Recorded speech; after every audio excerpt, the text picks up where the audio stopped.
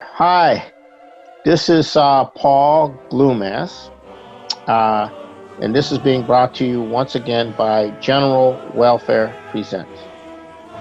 And today is April 29th, 2020. And it's totally unclear to me how this whole virus is moving.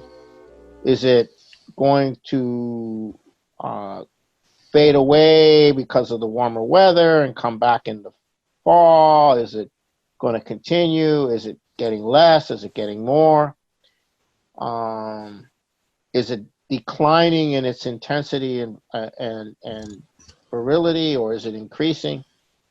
All of this is I don't think people really know the full story on all of this.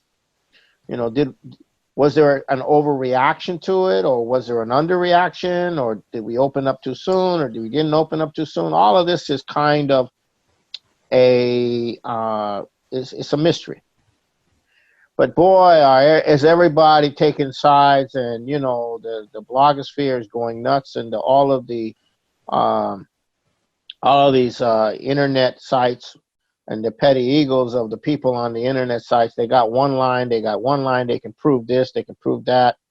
The coronavirus was created by the Chinese, or escaped from the lab in China, or it was invented in the United States and pumped into China. And it's just an endless, all out everybody has their own take. Everybody's getting trying to get the hits on YouTube for their analysis, and these are all supposed to be the experts, right? And every doctor that and then the ventilators kill people. Fauci and them are working with the farmers to get the most expensive medicine, to squeeze the most out of it. You have it's just incredible. It just is, oh my God, it's just, and the Chinese herbal medicine is better, and it's awesome. It's just awesome. But two themes come out of this that are very important, which are at the center of what's going on in the United States as we go into the presidential race. The two themes are: one, China's responsible and has to pay trillions and trillions and trillions and trillions and trillions of dollars of damages. The other theme is Trump is an idiot and doesn't know how to handle a crisis, and it's his fault too. And then the Republicans are telling Trump that they're going to make the Republican campaign. That's not Trump's campaign. That's the Republican Party campaign for Congress and Senate to be blaming China. And the Trump crowd says, no, that's a loser. The insiders in Trump, the people close to Trump, are saying that's going to be a loser. You don't blame. You're not going to get elected by blaming China, right? Because all hell's going to be breaking loose. It's the wrong place to blame. You got to blame Wall Street. You got to blame the City of London, right? So now we're in this situation. We don't know how this is all going to play out, but we do know one thing. The biggest empire, the largest empire, the most powerful empire in the world has ever seen, the empire that doesn't let you know that it exists.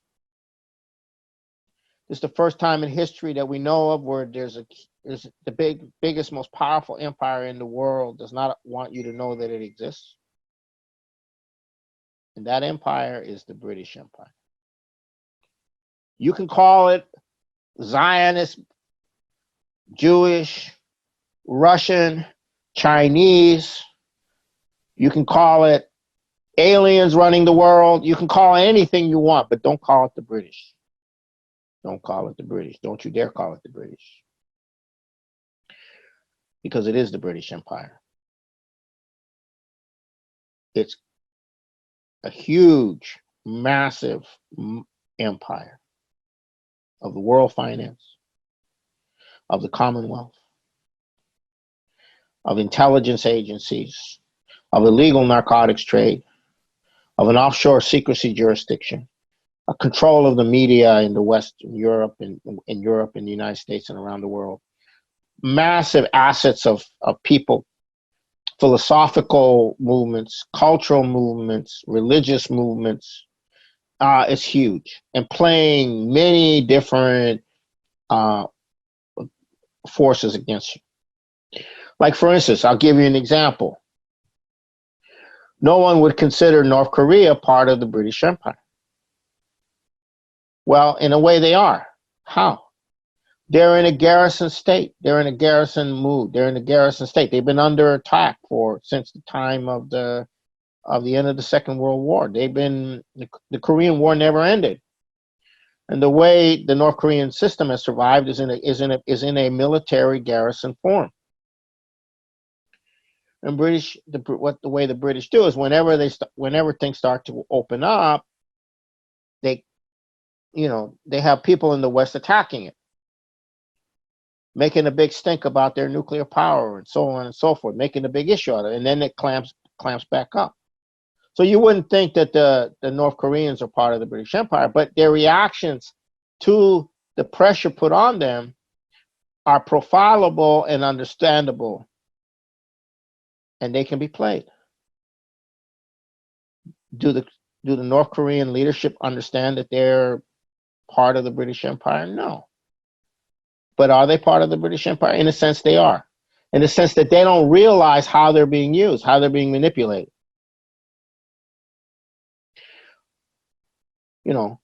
You have the Bush crowd, Hank Paulson. You have Bill Gates. You have all these people doing this whole number on China. Right? Work with us, do the green thing, and so forth and so on. And they're playing this game with China. That's the British Empire. At the same time, what do you have? You have the entire Republican Senate and everybody going on a jihad with Pompeo and the military defense Esper going on a jihad against China, literally going to war with China. Dude, that's the British Empire too, right? So this is sophisticated. This is sophisticated, right? This is how it works. But don't ever call it the British Empire. Okay, don't ever do that. You call it anything else you want. That's okay. But don't ever call it the British Empire. Now, the point is that empire is now collapsing. That empire is now going under. Why is it going under? Well, it's run out of space. What does that mean? Russia is coming back. They did not get absorbed into the British Empire. They came close. China did not get absorbed into the British Empire. Their Belt and Road of developing the rail infrastructure around the world is countering the British Empire. It's creating a potential for increased sovereignty in the nations that are working with China. Why does it give those nations a potential increased sovereignty? Because if you build the rail and other infrastructure in those countries, they can trade with each other. They don't have to be blackmailed by the fact that the transportation corridors in the interior prevent them from trading with each other. If they trade with each other, they're not as dependent on the international control through the oceans. So you have sovereignty increasing. So that's one thing. The second thing is this financial bubble that's been growing and growing and growing and growing ever since they took the dollar off the gold reserve system in 1971. It's been growing, then they brought in derivatives in the late 80s and early 90s, and then the bailout in 2008, and now the hyper bailout is taking place. Huge. Ever since September, and it's accelerated. And this whole crisis with the virus has accelerated the bailout like no one's ever seen.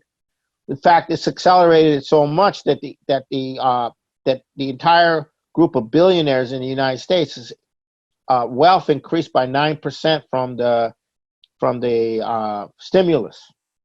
You know, the stimulus. The billionaires got stimulated, really got stimulated, like they've never been stimulated before. 9% in a month and a half, 2 months. That's a good rate. That's the increase of their wealth because of the Federal Reserves and what the Treasury and the Federal Reserve are doing.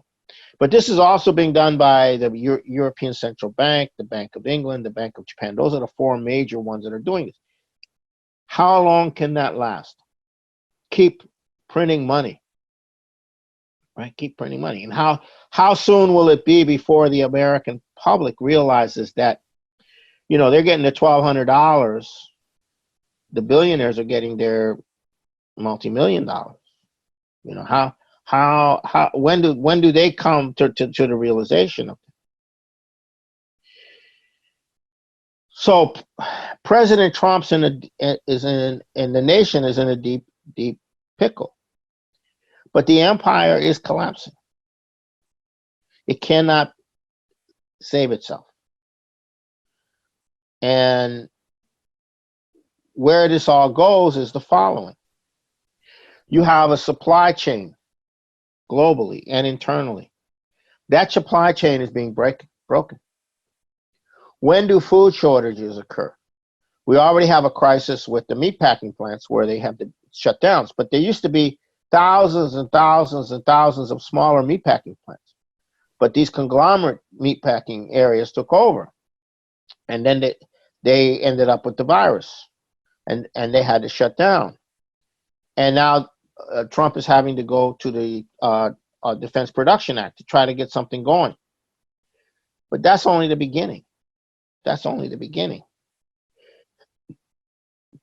The mortgages that won't be paid, the rents that won't be paid, particularly on all the restaurants. Trump is having meetings right now with industry leaders on this. So there is no solution. But you're not going to just print money way out. How much money you have to print when you start really opening up? How much more money you have to print? We're printing money and closing down. When it's closed down, how much more money are we going to have to print when we have to open up? And what is that going to do? How can you have this 40% unemployment overall, you know, counting the non-counted, and you having the stock market going back up? Because the Federal Reserve is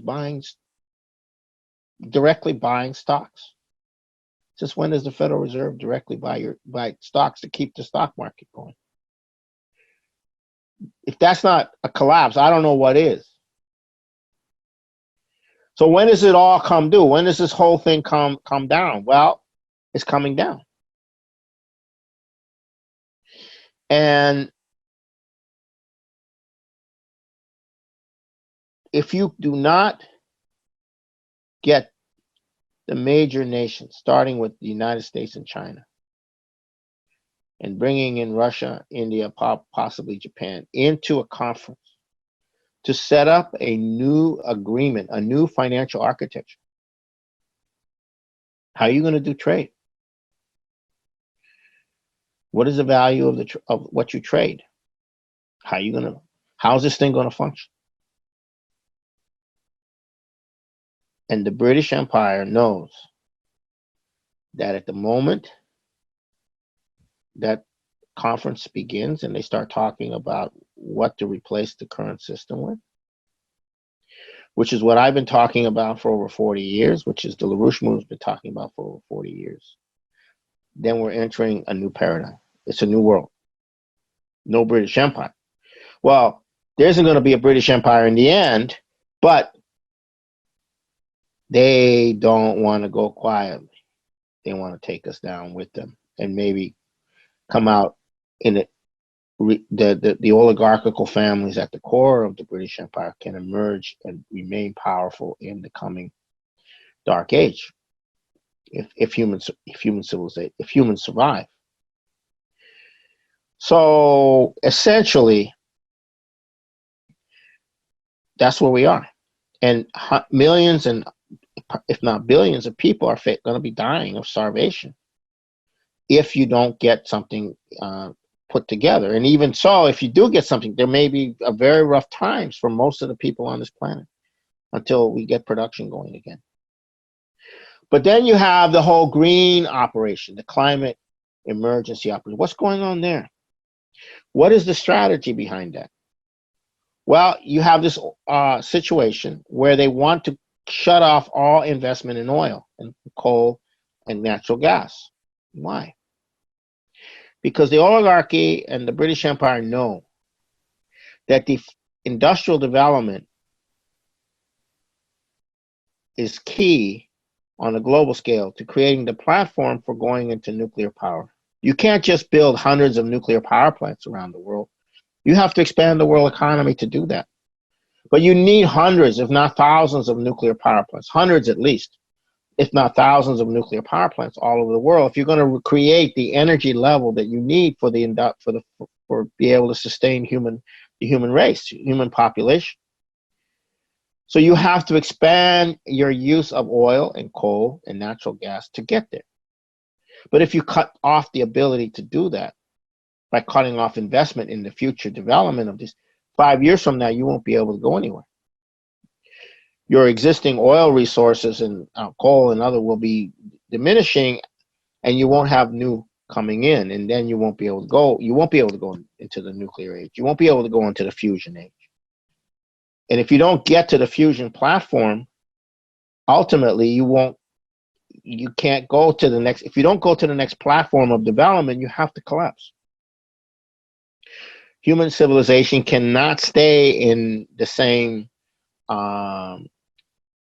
fixed technological mode. They have to make it to the next platform. The next platform will be fusion power, which is the power you need for a transplanetary civilization, for a civilization that can actually begin to go into space and actually begin to harness the resources outside of the planet and begin to create planetary civilization. You can't do that without fusion power as a core technology, just like we have oil, coal, and some nuclear and gas as hydrocarbons as a core technology.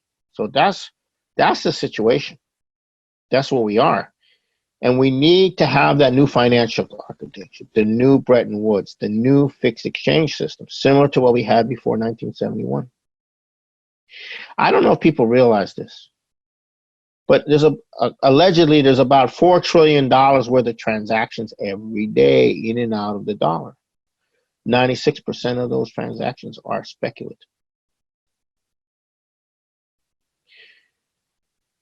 In a fixed exchange system, you don't have speculation on currencies. You have currency transactions connected to the physical movement of goods. When they took the dollar off the gold reserve system and they went into a floating exchange system, they completely decoupled the currency creation around the world in every country from the physical economy. This is very important. This is very, very, very important. Now, I'm doing a project on Africa, the proper development of Africa and its strategic significance. And Africa is the key. Africa right now has 1.3 billion roughly people altogether in a land area 3 times the size of the United States or China. 10%. Okay, Africa's median age is 19.7 years. But this is the most remarkable figure. 40 to 50% of the potential new arable land exists in Africa. But Africa is not self-sufficient in food. Why? Because they don't have the infrastructure to get production from one place to another in Africa. You can't go from here to there. In the United States, in Europe, and in China, you can go from here to there, but you can't go from here to there in Africa. You can't go from Mozambique to Uganda, which is not that far away. It's not, it maybe soon you will be able to with the Chinese, but you need transcontinental rail. I'll give you a sense of this. All African nations trading between themselves is only 10% of the trade. 90% of the trade of all African nations is external to Africa. Only 10% internal. So African nations don't have an African economy. They're part of the European economy, they're part of the Indian economy, they're part of the Chinese economy, they're part of the US economy, but they're not part of Africa. There is no African economy. It's not connected. And it's been kept that way.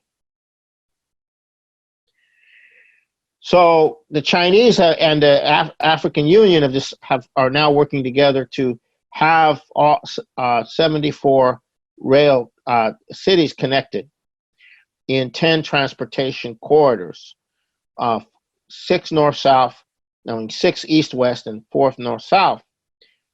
But to accomplish that, it's difficult because you have to go through a number of different countries, and the conditions in those countries is not necessarily stable. And China can't finance it all by itself. It has to have collaboration with other countries, but it's beyond financing. The African nations themselves have to mobilize tens of millions, if not millions, at least tens of millions of people into construction brigades, young people, like we did in the 30s in the CCC. Otherwise, you can't really build it. You can't have the Chinese build it for you. Even if the Chinese employ a significant amount of the Africans in the building of it, it's not the same thing. A construction brigade is how the U.S. built itself in the 1800s. It's how we built this country up during the 30s. You have construction brigades overseen by the U.S. Army Corps of Engineers. It's the way South Korea developed. But to mobilize construction brigades means going against the empire. It means bringing different tribes together. It means bringing different people from different ethnic groups in a particular African nation together into a construction brigade. And that is not going to be tolerated. Assassinations of African leaders will follow.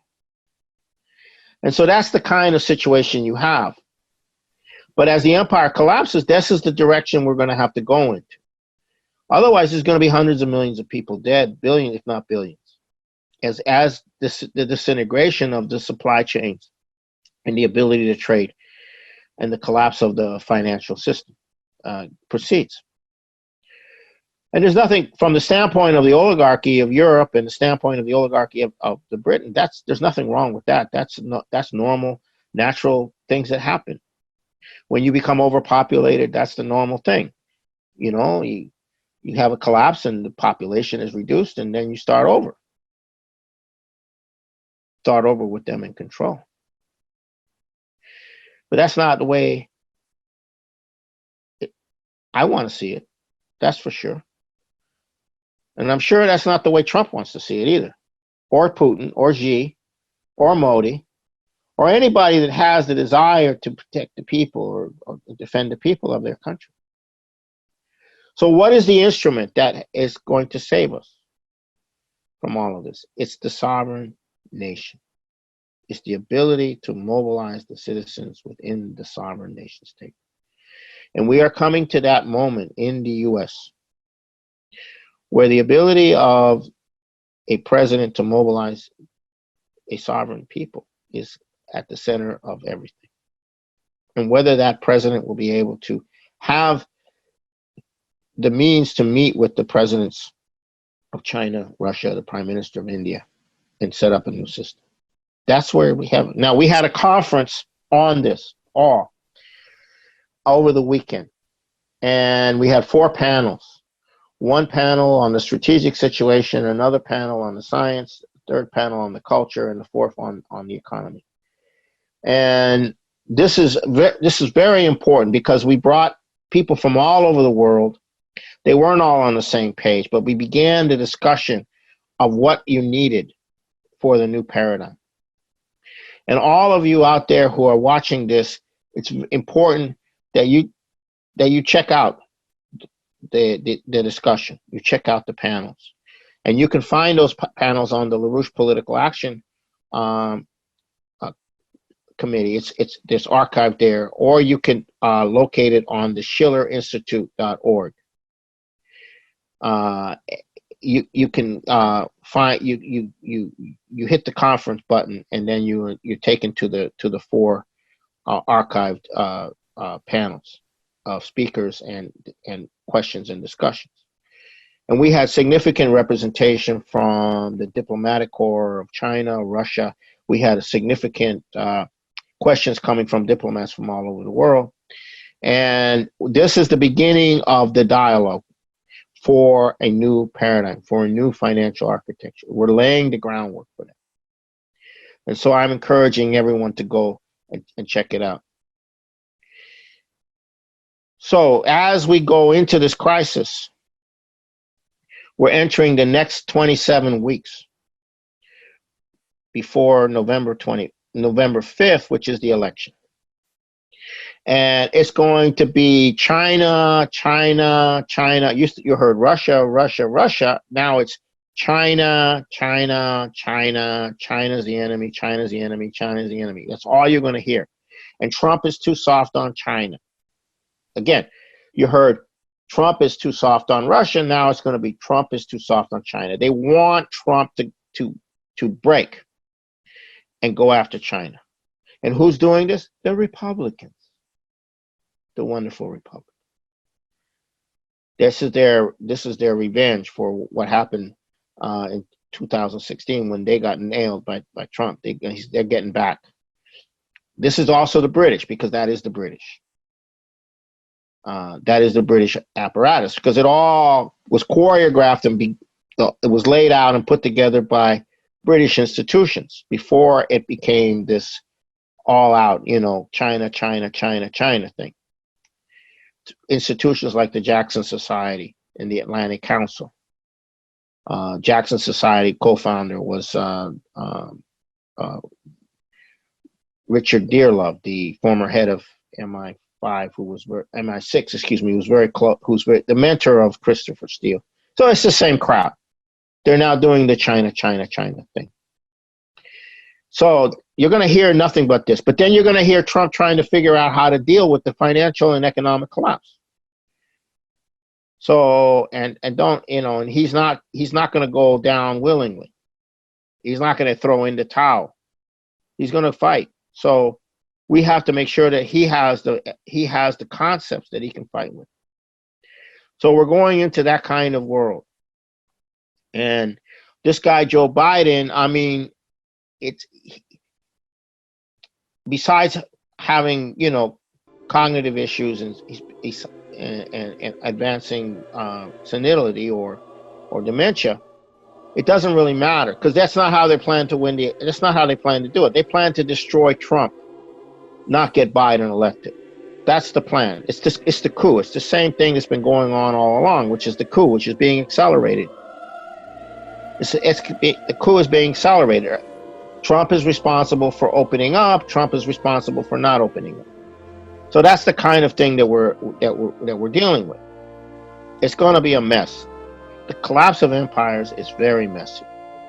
But if sovereign nations survive the collapse of the British Empire, and we have enough stable countries in place to start a new fixed exchange system, to have each country establish a national bank and a sovereign credit system, then we're on our way. We're on our way to a much better future for generations and generations to come. But that's where we are. That's what's being decided now. And all these voyeuristic bloggers and sleuths on the internet, they're all on, and their vast exposure of this and that, fine, but they don't have an orientation to a policy orientation, and that's the most important thing. It's the policy orientation. And don't ever call it the British Empire, and don't ever talk about Lyndon LaRouche. Those are the two no-nos. And the policy solutions, those are the no-nos. That's how you know. Thank you, and I wish you the best until the next week.